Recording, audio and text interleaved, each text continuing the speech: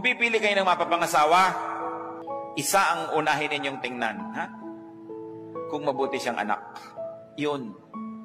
Hindi kung 36, 26, 36, dahil after 10 years, 36, 36, 36 na yan. Baka 42, 42, 42 pa.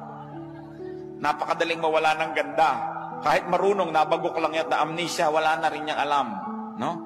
Pero ang pinangakuan ng Diyos, yung mabuti sa magulang, yun ang pinangakuan niya ng pagpapala. Gusto niya na magiging matahimik na buhay, magiging magandang ama o ina ng inyo magiging anak, tingnan niyo muna kung mabuting anak. Kung pabalang-balang sumagot sa magulang niya, tapos pagkakaharap ka, akala mo bulaklak na hindi makalabit, naku, arte lang yan. Kung ang sariling magulang na pinagmulan niya ay kanyang susuwailin at di niya gagawa ng mabuti, makakaasa ka ba na magiging mabuti sa iyo yan? Titingnan ninyo kung mabuting anak.